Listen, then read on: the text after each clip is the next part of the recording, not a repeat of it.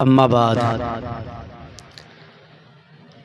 یا ایھا الذین آمنوا قوا انفسکم واہلیکم نارا، اے ایمان والو خود بچو جہنم سے جس کا ایندھن آدمی اور پتھر ہے۔ جب یہ آیت کریمہ نازل ہوئی تو سب سے زیادہ درد ہوا تو اللہ تعالیٰ نے صحابہ کے سینے میں درد پیدا کیا۔ ابو بکر صدیق کے سینے میں جب درد پیدا ہوا، وہ صدیق اکبر رضی اللہ تعالیٰ عنہ جو خلیفہ اول ہیں، سرکار اپنی موجودگی میں سیدنا ابو بکر صدیق رضی اللہ تعالیٰ عنہ کو مسجد نبوی کی مصلی پر امامت کے لیے کھڑا کر دیا، اور سرکار نے ابو بکر صدیق کو مصلی پہ کھڑا کر کے یہ بتا دیا کہ اے لوگو، میں اپنی موجودگی میں ابو بکر صدیق سے امامت کروا کر یہ بتانا چاہتا ہوں کہ میرے بعد خلیفہ کوئی بنے گا تو ابو بکر صدیق رضی اللہ تعالیٰ عنہ ہوں گے۔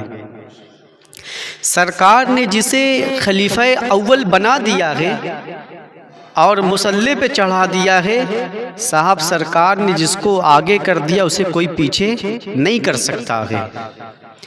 آج ابو بکر صدیق کو لے کر کچھ لوگ بھوکتے ہیں، الٹی سیدھی بکواسیں کرتے ہیں۔ میں کہتا ہوں تم ذرا حدیث اور قرآن کی روشنی میں آؤ تو بات سمجھ میں آتی ہے۔ جب یہ آیت کریمہ نازل ہوئی یا ایھا الذین آمنوا قوا انفسکم واہلیکم نارا، ابو بکر صدیق کے سینے میں درد پیدا ہوا۔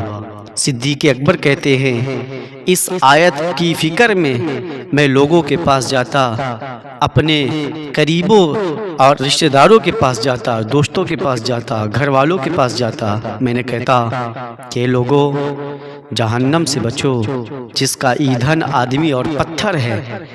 میں نے اس آیت کریمہ میں سنا ہے ابو بکر صدیق خود بستے لوگوں کو بچانے کو حکم دیتے، مگر جانتے ہو یہی سلسلہ ہوتے ہوئے سیدنا غوث پاک رضی اللہ تعالیٰ عنہ کے پاس پہنچا۔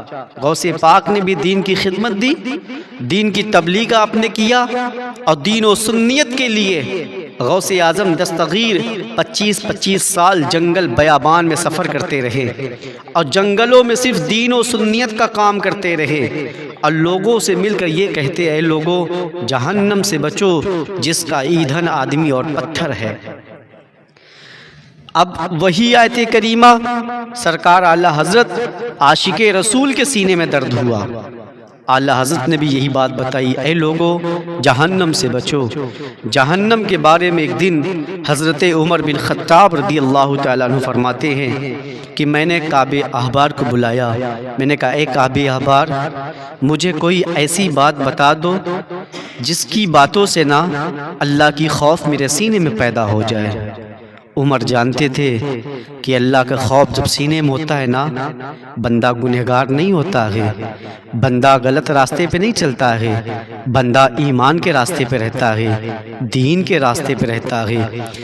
کعب احبار کہتے ہیں اے عمر بن خطاب، اللہ کے رسول صلی اللہ علیہ وسلم سے ہم نے سنا ہے، میرے آقا فرماتے ہیں میدان محشر ہوگا، وہاں نفسی نفسی کی حالات ہوں گے، ہر کوئی ایک دوسرے کے پیچھے ہوگا، مگر جانتے ہو اس وقت جہنم میں ایک وادی ہوگی جس سے جہنم بھی پناہ مانگتی ہے۔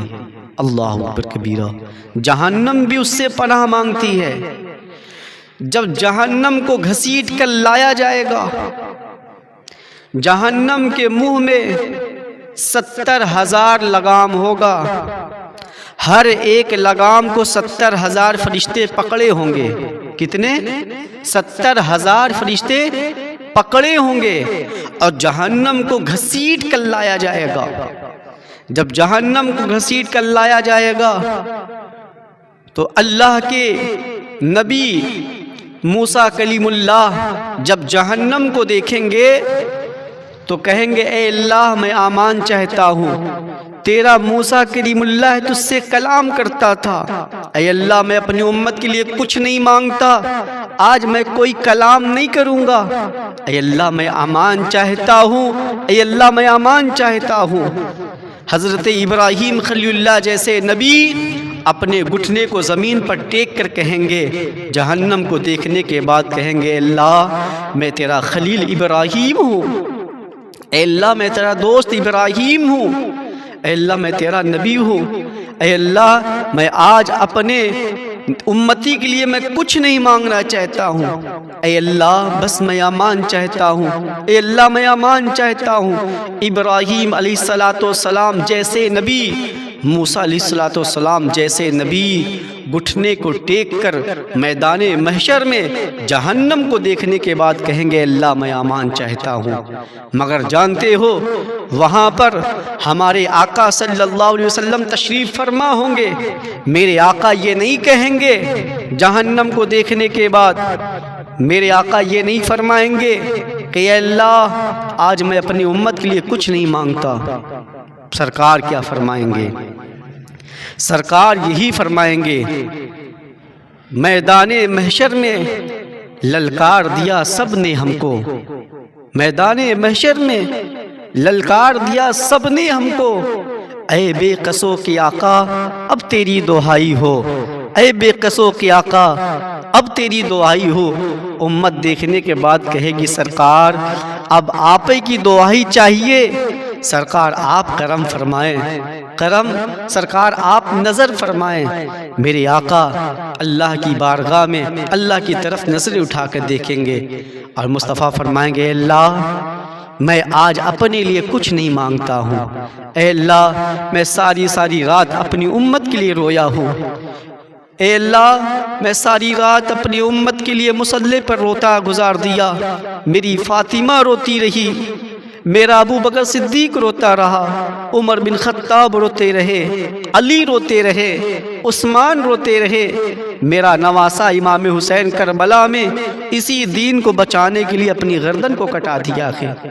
اے اللہ میں کچھ نہیں مانگتا، اے اللہ میں اپنی امت کے لیے تجھ سے طلب کرتا ہوں۔ اللہ کہے گا حبیب مانگو کیا مانگنا چاہتے ہو، اللہ کہے گا حبیب مانگو کیا مانگنا چاہتے ہو۔ اللہ کے حبیب صلی اللہ علیہ وسلم کہیں گے اللہ میری امت کو نہ، میری گنہگار امت کو میرے حوالے کر دے، میری گنہگار امت کو میرے حوالے کر دے، مالک ان کی شفاعت میں کروں گا جنت تو دے دینا، شفاعت میں کروں گا جنت تو دے دینا۔ اللہ کہے گا میرا حبیب جو مانگ رہا ہے اسے عطا کیا جائے گا، اسے دے دیا جائے گا۔ جہنم کو آپ نے کیا سمجھا؟ آج جہنم کے بارے میں کوئی فرق ہی نہیں پڑتا، لوگ کہتے ہیں مر جائیں گے تو دیکھا جائے گا، انتقال کر جائیں گے دیکھا جائے گا، آپ کیا دیکھ لیں گے صاحب؟ کچھ نہیں دیکھ پائیں گے۔ انسان رات میں سویا دنیا سے چلا گیا، کتنے ایسے لوگ ہیں جو ہاسپٹل میں اپنی زندگی کو اور موت اور زندگی کے راستے کو طے کرتے ہیں، کبھی کبھی ایڑیاں لگڑ کے روح نکل جاتی ہے، کبھی کبھی ان کی آنکھوں سے آنسو بہتے رہتے ہیں اور موت کا فرشتہ آ جاتا ہے، موت کے فرشتوں کو دیکھ کر وہ روتا رہتا ہے۔ وہ صرف غوث پاک رضی اللہ تعالیٰ عنہ فرماتے ہیں کہ میرا بچپنا تھا، غوث پاک کا بچپن میں جب آپ جیلان پڑھنے گئے نا تو جیلان جب گئے تو مدرسے میں جیسے آپ ایڈمیشن کے لیے گئے تو ہر طلبہ ہر بچے کہہ رہے تھے اے بچوں جگہ دے دو، کوئی معمولی نہیں آ رہا ہے، اللہ کا ولی آ رہا ہے۔ غوث پاک کا بچپن سے یہ پتا تھا کہ اللہ کے ولی ہیں۔ ایک دن غوث پاک نے فرمایا میں جب گھر سے باہر نکلتا تھا آواز آتی تھی کہ عاشق بنو گے یا محبوب بنو گے، کہتے تھے عاشق بنو گے یا محبوب۔ غوث پاک اپنی امی کے پاس آئے، کہنے لگے امی جان روزانہ آواز آتی ہے عاشق بنو گے یا محبوب بنو گے۔ امی نے کہا بیٹا غوث، ایک اپنے محلے میں ایک اللہ کے ولی رہتے ہیں، وہ ایک درخت کے قریب بیٹھتے ہیں، جاؤ ان کے پاس پوچھنا کہ اے اللہ کے ولی میں عاشق بنوں یا محبوب بنوں۔ غوث پاک نے کہا جی امی ٹھیک ہے۔ آپ دوسرے دن ہوا چلے گئے، جب گئے تو اللہ کے ولی اسی درخت کے نیچے بیٹھے تھے۔ آپ نے کہا السلام علیکم۔ اللہ کے ولی نے کہا وعلیکم السلام۔ آپ نے فرمایا اللہ کے ولی میری ماں نے آپ کے پاس بھیجا ہے، اور میری ماں نے کہا جا کر اس ولی سے پوچھ لینا میں اللہ کا ولی میں عاشق بنوں یا محبوب بنوں۔ اللہ کے ولی نے کہا کل آنا، کل میں تمہیں بتاؤں گا۔ غوث پاک چلے آئے۔ دوسرے دن پھر جب گئے تو غوث پاک کہتے میں وہاں جب پہنچا تو درخت کا پیڑ تو تھا مگر وہ اللہ کے ولی وہاں موجود نہیں تھے۔ میں نے کہا اب کہاں ڈھونڈنے جائیں؟ انہوں نے کہا تھا کل آنا جواب دوں گا۔ تو کہتے ہیں کہ میں دیکھا کہ زمین پر ایک نشان تھی اور کسی نے ان کے ہاتھ پیر میں رسی باندھ کر گھسیٹ کر لے کر گئے تھے۔ میں اسی لکیر سے پیچھے پیچھے چلتا گیا تو میں پہنچتا ہوں ایک جنگل کے پاس پہنچا۔ جنگل کے پاس پہنچا تو دیکھتا ہوں اس اللہ کے ولی کی لاش اور جنازہ رکھا ہوا ہے، چیل کوے نوچ نوچ کر کھا رہے تھے۔ میں نے کہا میں ان سے پوچھنے آیا تھا اور یہ تو جنازہ ان کا رکھا ہے، اب کیا کروں؟ غوث پاک کہتے اب کسی اور سے میں پوچھوں گا۔ اتنے میں باڈی سے آواز آتی ہے اے عبد القادر جیلانی، تیرا یہی سوال تھا نا؟ مرنے والا جس کا جنازہ اللہ کے ولی کے رکھا تھا ان کے باڈی سے آواز آئی اے عبد القادر جیلانی، تیرا یہی سوال تھا کہ میں اللہ کا ولی عاشق بنوں یا محبوب بنوں؟ آپ نے فرمایا اے اللہ کے ولی ہاں میرا یہی سوال تھا۔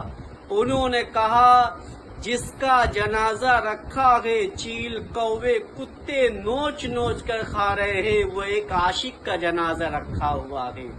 عاشقوں کے ساتھ یہی سلوک ہوتا ہے۔ عبد القادر جیلانی نے کہا اگر عاشق کے ساتھ ایسا سلوک ہوتا ہے تو عبد القادر جیلانی غوث اعظم تم سے بڑا عاشق بن کر دکھائے گا۔